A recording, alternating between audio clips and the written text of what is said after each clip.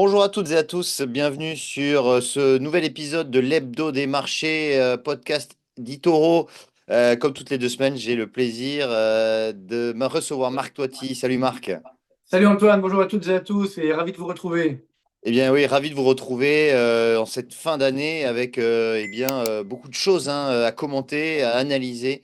Notamment, on va tout d'abord parler de la croissance mondiale. On va revenir sur les 4 coins du monde, sur les derniers chiffres qui sont sortis. On va parler devises et notamment euro-dollar, puisque on en parle à chaque fois et effectivement le dollar qui continue de progresser face à un panier de devises. Et pour terminer, comme à chaque fois, les marchés boursiers, beaucoup de choses à dire, puisqu'on a les résultats d'NVIDIA, les crypto-monnaies qui continuent de flamber, on va en parler. Pour démarrer, Marc, alors, la croissance mondiale, la Commission européenne est plutôt optimiste d'ailleurs, a plutôt revu à la hausse pour 2025 en tout cas, ses prévisions de croissance. Alors pour 2024, elle est effectivement sur une croissance de 0,8%, donc ça c'est quand même relativement faible. Bon, pour 2025, c'est encore, il y a énormément d'incertitudes, hein. Donc moi je pense que faut pas être trop optimiste. Malheureusement, on voit les chiffres qui se multiplient chaque jour, malheureusement, et avec une sorte de dichotomie entre d'un côté une croissance mondiale qui résiste bien. On a notamment les chiffres des directeurs d'achat qui montrent que la croissance mondiale se maintient entre 3 et 3,2%. Donc c'est quand même un bel objectif. C'est vrai que sur longue période, la croissance mondiale c'est autour des 3,5%. Là, entre 3 et 3,2, c'est bien. Mais dans le détail de ces chiffres, eh ben là, c'est beaucoup moins bien. On a toujours effectivement la locomotive indienne, une croissance très forte en Inde, autour des 8%. Après, on a la Chine qui ralentit quand même à 5% de croissance. Donc pour nous, c'est beaucoup, mais c'est quand même pour les Chinois insuffisant pour permettre d'augmenter le niveau de vie donc en Chine. Donc c'est quand même toujours la Chine qui est dans une situation un petit peu compliquée. Donc c'est vrai qu'il y a un plan de relance. Donc la Chine va pouvoir soutenir l'activité, mais elle ne connaîtra plus une croissance forte. Et donc, ce qui veut dire que là aussi, elle va continuer ce que j'appelle une sorte de dumping social mondial, puisque comme elle veut récupérer des parts de marché, eh bien, elle est en train de baisser les prix à l'exportation. Donc, quels que soient les droits de douane de demain sur les produits chinois, c'est clair que la Chine va reprendre des parts de marché, notamment à nous les Européens. Donc, on voit qu'il y a une sorte de baisse de leur prix pour justement conquérir encore le monde, même si c'est déjà le cas en grande partie. On le voit dernièrement avec les accords du Mercosur là, entre l'Union européenne et l'Europe et donc le Mercosur, les pays d'Amérique latine, Mm. enfin une partie seulement, mais c'est assez dingue de voir que on a fait le début de ce plan, donc de cet accord, en 2000. Ça fait 24 ans. Et donc, il n'est toujours pas conclu. Alors que qui a gagné des parts de marché en attendant? La Chine. La Chine qui s'est imposée en Amérique latine alors qu'elle n'avait rien à voir avec l'Amérique latine pendant quelques années. C'était surtout une chasse gardée des États-Unis. Donc, on voit que la Chine s'impose et nous, ben, toujours là, on traîne la patte et on n'arrive pas à comprendre. Et ce qui est fou, c'est que je regardais l'enquête d'impact de la Commission européenne justement sur l'accord Union européenne-Mercosur. Ça va ramener 0,1 point de croissance pour l'ensemble de l'Union européenne à l'horizon 2032. Donc Mm. tout ça pour ça, ça fait quand même pas grand-chose. Donc voilà, c'est un petit peu ce drame qui nous menace, qui menace l'Europe, même la zone euro bien entendu, puisqu'on a effectivement cette croissance mondiale qui se fait sans nous.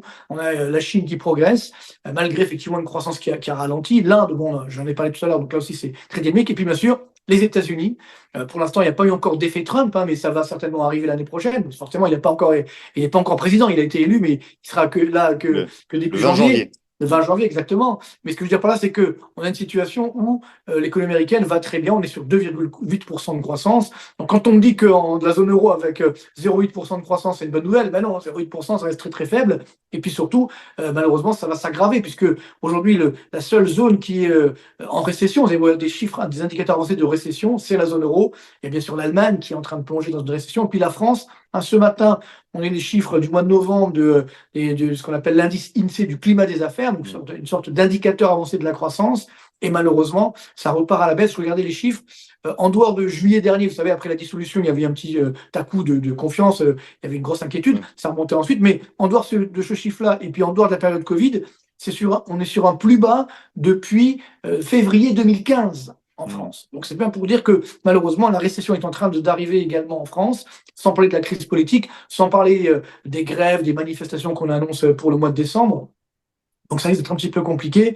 Donc effectivement, là, on a bien encore une fois, cette croissance mondiale 3,2, États-Unis 2,8, Inde 8, ouais, 1 de 8%, la Chine à autour des 5, et la zone euro, voilà, ça sera entre 0,5 et 1% pour 2025. Je suis désolé, la France, pareil, autour des 0,7%. Donc ça reste extrêmement faible, malheureusement. Donc c'est bien ça qu'il faut comprendre, et c'est d'ailleurs ce qu'on voit, on verra tout à l'heure, mais également cette dichotomie rejaillit sur les marchés boursiers, qui avec donc un grand écart entre les États-Unis et puis l'Europe et notamment la France. Et surtout, on va en parler maintenant, c'est l'euro Ouais, qui baisse. Hein. C'était notre voilà. objectif de fin d'année. C'est Hein, on ça. en a souvent parlé Alors, dans notre on web podcast, 1,05 $ pour un euro. Ben peut. voilà, il y a un mois d'avance, hein, on y est Oui, déjà oui, quasiment on peut à s'envoyer 0,5 des $. fleurs, hein, puisqu'on avait quand même cet objectif, on le disait, d'un 0,5 depuis plusieurs mois, même qu'on était monté à 1,10, 1,11, on annonçait ce 1,05, et effectivement, on est allé très très vite à 1,05, hein. On est passé de 1,10 à 1,05 en l'espace de à peu près un mois et demi, et maintenant, voilà, quid, est-ce que la parité est à portée de main? Parce que, Ben oui, tu le dis, ben, voilà, il y a une différence aussi différentielle de taux d'intérêt, hein, puisque la BCE va quand même continuer à baisser ses taux, sachant que la Fed on n'en est pas sûr. On a vu que c'est 50-50 pour la prochaine réunion. Donc, est-ce que mais ça. là, c'est ce qu'on évoquait. Hmm. C'était pourquoi, avant même l'élection de Trump, hein, on disait que l'euro allait baisser parce que justement, il y a cet écart de croissance entre les États-Unis et la zone euro qui est Hmm. largement à l'avantage de l'oncle Sam. Alors, je regardais les derniers chiffres. Le PIB américain, depuis 1995, hors inflation, a augmenté de quasiment 107%. Hmm. Sur la même période, le PIB de la zone euro hors inflation a augmenté de 54%. Tu te rends compte? Ah oui, c'est incroyable. Évidemment, c'est un écart dramatique, Ouais. donc qui montre bien que donc, plus de la moitié, plus de 50 points de croissance d'écart. Je ne sais pas si on se rend compte de Ouais. ce que ça veut dire. C'est-à-dire qu'on n'a pas créé la zone euro pour ça. Donc la zone euro a ce retard, donc elle accumule avec trop de réglementation, trop de fiscalité, trop de rigidité, notamment évidemment en France, ce qui limite notre croissance. Donc de ce point de vue-là, et si on voit les perspectives d'activité, là aussi, c'est bien meilleur aux États-Unis que dans la zone euro. Il y a là aussi une sorte de dichotomie. On a vu les enquêtes de confiance des ménages, par exemple, aux États-Unis, qui se redressent, alors que chez nous, ça baisse. Et donc, pareil sur le climat des affaires. Donc, ce qui veut bien dire que une situation où la croissance américaine va rester autour des 3%, alors que nous, on sera autour des 0,5. Tu vois, donc ça Hmm. fait 2,5 points d'écart sur une année. C'est Ouais, évidemment énorme et ce sera pareil en 2025. Après, tu l'as bien dit, effectivement, il y a l'écart de taux d'intérêt, donc ce qu'on appelle le spread de taux d'intérêt entre les États-Unis et la zone euro, que ce soit en termes de taux monétaires, parce que la Réserve fédérale va certainement arrêter de baisser le taux d'intérêt, puisque finalement ça va assez bien outre-Atlantique, alors que chez nous, on va encore un petit peu les baisser, pas beaucoup, parce que l'inflation repart à la hausse, mais on va encore les baisser. Donc l'écart de taux d'intérêt monétaire va encore s'élargir, donc avantage au dollar.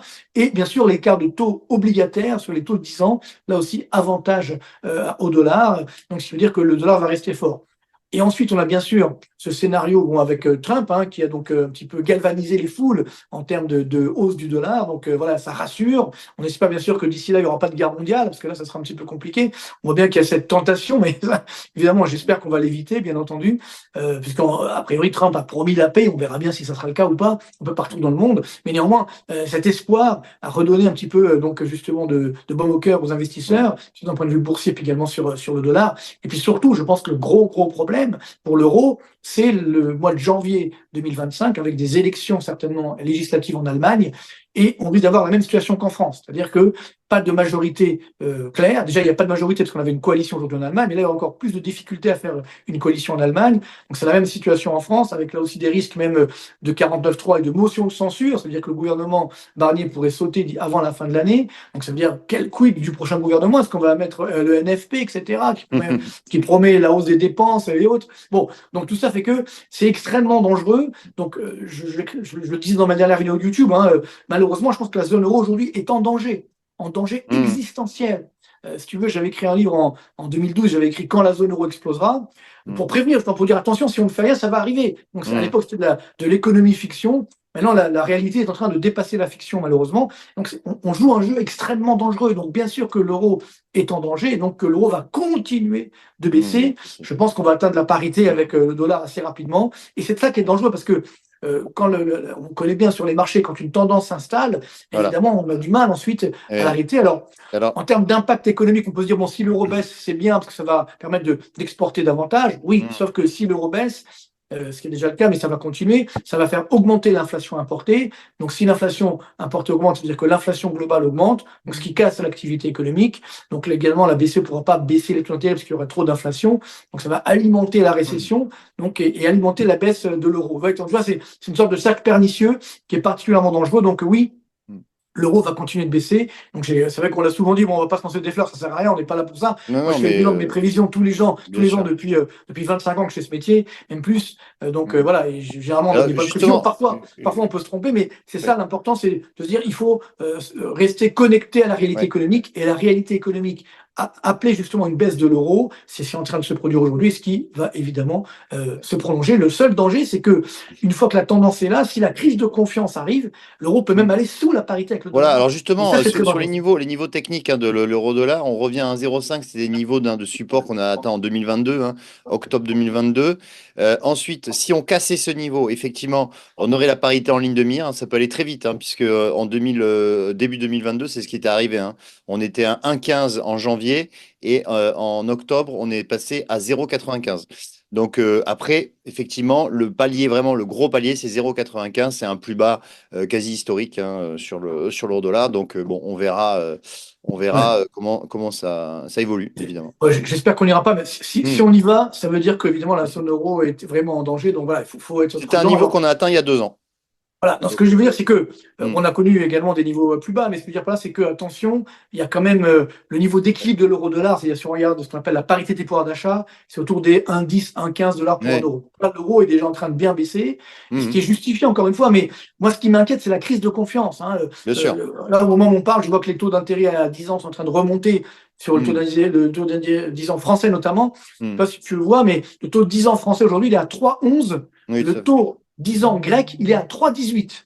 Oui. Tu vois, il y a quasiment plus d'écart entre le taux 10 ans français et le taux 10 ans grec. Et si on regarde sur les taux 5 ans, alors là, le taux français, il est supérieur au taux 5 ans grec, ce qui veut Oui. dire que les investisseurs à 5 ans font plus confiance à la Grèce pour réduire son déficit public Hmm. qu'à la France. Donc là, c'est quand Non, même mais extrêmement important. c'est un signal Et inquiétant, oui, c'est sûr. exactement. Et Ah, ceux c'est que ça sûr. intéresse, j'ai fait aujourd'hui un comparatif pour voir quels sont les pays de la zone euro, donc sur les 20 pays de la zone euro, quels sont ceux qui respectent les deux critères, donc dette publique et déficit public. Alors, dette publique, j'ai monté le critère à 80%, parce que 60%, c'est peut-être un peu bas, et 3% pour le déficit. Il n'y a que 9 pays qui entrent dans les clous, et notamment l'Allemagne, l'Autriche, etc., les Pays-Bas, mais il n'y a pas la France. La France est même l'un des plus mauvais élèves. Donc, Incroyable. voilà pour bien comprendre que la zone euro est malheureusement est en danger. Alors, on va terminer comme à chaque fois par les marchés financiers, les marchés financiers qui partent un peu dans tous les sens. On a beaucoup de volatilité, ça c'est bon, on en parle à chaque fois aussi, mais ça c'est vraiment, ça a encore accentué avec l'élection de Trump, avec d'un côté des États-Unis, alors des marchés américains, Wall Street qui ont fait de nouveaux plus historiques, même si ça se calme depuis maintenant une semaine, et de l'autre côté des marchés européens et notamment français qui enfoncent des plus bas. Là, sur le CAC 40, on a cassé les 7 200 points et on se dirige vers les 7 000 points, qui sont les niveaux du mini crack qu'on a eu en août dernier. Maintenant, ce qui est intéressant aussi de noter, c'est que Nvidia, qui est eh bien, l'entreprise numéro un au monde en termes de capitalisation boursière, 3600 milliards, a délivré des résultats qui sont quand même, il faut le reconnaître, impressionnants, même s'ils étaient attendus par la communauté financière. Ils restent toutefois impressionnants, une hausse de 80% du chiffre d'affaires, un résultat net qui a doublé sur un an, une marge nette à 55%, c'est quand même énorme, et des prévisions qui ont été relevées également. Le seul problème pour Nvidia, on va dire, c'est que il y a des problèmes d'approvisionnement dans sa nouvelle puce, la puce Blackwell, qui donc devrait arriver la suivante. Il y a des problèmes d'approvisionnement, donc il y a tellement de demandes en fait que peut-être que Nvidia ne va pas répondre à la demande, et c'est pour ça qu'il y a des petites interrogations à ce niveau-là. Pour ça que l'action d'ailleurs est en baisse de 2,5% en avant-marché après les résultats. Voilà. C'est ce Oui, que mais je c'est voulais surtout dire. que les arbres ne montent pas au ciel. C'est-à-dire que là, on voit Voilà. cette explosion effectivement Mm. d'NVIDIA. Donc, c'est en partie justifié, bien entendu. On se rend bien compte que c'est un peu ce qu'on a vécu avec Microsoft ou avec Tout à fait. Apple, etc. C'est-à-dire qu'à partir du moment où ils sont sur une situation monopolistique, j'ai envie de dire, et puis bon, finalement, ils ont des parts de marché énormes qui ne cessent d'augmenter, tu l'as bien dit. À ce moment-là, qu'est-ce qui peut les arrêter? Voilà, si ce n'est le ciel, entre Ce guillemets. n'est le ciel. Ils sont déjà pas loin d'être Voilà. d'être Mais au ciel, déjà. après, voilà, ce que je dis là, c'est qu'il faut quand même être prudent. On Oui, l'a voilà. souvent dit, d'ailleurs, là aussi, bon, Mm. on avait bien fait de le dire, cette volatilité est très, très forte. Donc, restons quand même prudents, mais c'est une valeur néanmoins qui restera toujours chère. Mais par Mm. contre, ce qui m'inquiète, tu l'as bien dit aussi, c'est que c'est cet écart, hein, cette dichotomie, encore une fois, Mm. pour reprendre ce qu'on parlait tout à l'heure sur l'économie, entre les États-Unis et puis l'Europe, et surtout la France. Hein. Et La donc, France. le CAC 40 qui est en train de s'effondrer. Donc, il faut bien comprendre que les investisseurs aujourd'hui se disent bon, bah, j'investis quand même sur les marchés boursiers parce que, bon, voilà, il y a Trump, les taux d'intérêt vont rester accommodants, etc., tout ce que tu veux. Mais par contre, dans ce choix d'investissement d'actions, eh bien, on fait malheureusement Mm. le distinguo entre les États-Unis et donc America First, le fameux de Trump, entre guillemets. Donc, c'est-à-dire pour une croissance américaine qui va rester soutenue, donc les entreprises américaines qui vont être bien portantes. Parallèlement, idem sur la Chine, malgré les difficultés, on se dit, bon, la Chine, vraiment la bourse, on va dire, du monde émergent au sens large, pourquoi pas. Et ce qui fait très mal, c'est voilà, l'Allemagne, la France, enfin, l'Europe, j'ai envie de dire, la zone euro. Là, justement, ben, on se déprécie finalement, on se déclasse. Et donc, les investisseurs se disent, bon, ben, à quoi bon maintenir une exposition vis-à-vis du risque Europe et notamment du risque France et zone euro. Donc là, d'un point de vue boursier, il y a bien, je dirais, ce décalage qui est en train de se produire, qui va maintenant, je pense, se poursuivre. Mm. A fortiori, si évidemment, il y a une crise en Allemagne, crise politique. En Allemagne, parce que la crise économique, elle est déjà là. S'il y a en plus une crise politique, c'est clair que les investisseurs vont un petit peu s'éloigner de ce qui se passe en Europe, et notamment d'un point de vue boursier. Et également, date importante, vendredi soir prochain, donc le 29 novembre, ça sera à surveiller, puisque il y a Standard Poor's qui pourrait, alors bon, Mm. c'est vrai que ça fait déjà longtemps qu'on l'attend, mais donc elle pourrait dégrader la note de la France et qu'on est toujours au Mm. double A. Standard Poor's, c'était la seule qui avait dit perspective négative. Donc là, les autres, Moody's et Fitch, se sont ajustés sur les perspectives négatives. Là, on était déjà en perspective négative sur Standard Poor's 500. Est-ce qu'ils vont effectivement dégrader? Peut-être, parce que là, vu ce qui se passe, on voit les difficultés qu'on a sur le budget, la motion de censure, etc. Donc c'est quand même assez inquiétant. Donc ça pourrait là aussi aggraver, j'ai envie de dire, la baisse boursière sur le CAC Mm. 40. Alors après, ça redémarra, bien entendu, hein. Mais voilà, il faut quand même surveiller ces 15 prochains jours qui vont être Mm. quand même déterminants sur l'évolution boursière. Donc restons prudents et pour prendre ces bénéfices, évidemment, on a fait des beaux bénéfices, je vous le souhaite, et avec Mm. encore une fois cette économie américaine cette bourse américaine qui va mieux résister que ce qui se passe chez nous. Mais si ça va vraiment mal dans la zone euro, même les États-Unis finiront évidemment par en pâtir. Oui. C'est ça, c'est sûr. Ça, c'est sûr. C'est vrai que de toute façon, historiquement, les États-Unis surperforment l'Europe. Et vu le contexte hein, qu'on a rappelé à l'heure actuelle, ça devrait se poursuivre, en tout cas pour 2025. D'ailleurs, on va mardi prochain, mardi 26 novembre, donc Marc et moi-même, être sur le salon Investir Day, où on va justement parler des perspectives économiques et financières pour 2025. Donc, venez.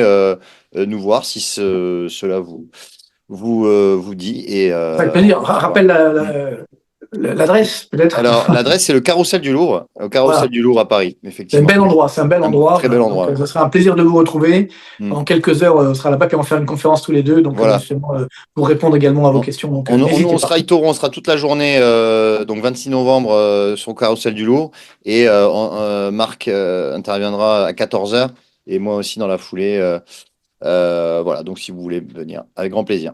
Avec grand plaisir et bravo pour tout ce que vous faites. Continuez comme ça. Et puis voilà, il faut garder l'optimisme. Je le dis toujours parce Oui. que quand on me dit oui, Marc, ça va, ne dites pas trop de choses négatives. Déjà, je dis ce que je veux. C'est la chance que nous On a avons encore effectivement. le droit de dire ce qu'on veut. Littoraux, mais même sur d'autres chaînes, mais pas toutes maintenant, parce que malheureusement, il y a des chaînes de télé qui nous empêchent de dire ce qu'on pense, malheureusement, mais bon, C'est c'est pas pas faux. grave. Heureusement, il y en a d'autres où on peut encore s'exprimer. Il y a Mm. également donc ce podcast d'Itoro et puis la chaîne YouTube, bien sûr. Mais Mm. bon, voilà, il faut dire la vérité, c'est ça le plus important. Voilà. Il faut garder l'optimisme, bien entendu, on va Mm. pouvoir effectivement s'en sortir, mais il n'y Mm. a rien de pire que le déni de réalité. On voit ce qui se passe aujourd'hui en France. Moi, je me souviens encore quelques semaines, on disait que c'était les 30 glorieuses, hein, le ministre de l'économie, Bruno Le Maire, disait c'est les 30 glorieuses en France. Ouais. Mm. Bon, c'est le plein emploi. Et voilà. Bon, donc, il faut faire attention à ce qu'on dit. Voilà, il faut être optimiste, mais surtout réaliste. Je pense que c'est ça le Tout à mot fait. d'ordre pour l'économie, Mm. pour les marchés au sens Mm. large. Et bien sûr, on Voilà. continuera de le faire avec grand plaisir Ouais. avec Antoine et toute l'équipe Voilà. Invest Today et puis sur nos podcasts. Merci d'être toujours de plus en plus nombreux à nous regarder et continuer comme Et ça. je pense que le mot de la fin, soyons optimistes mais réalistes. Et Bon, à bientôt et merci de nous suivre. ciao, avec Salut. bientôt. À bientôt, bye.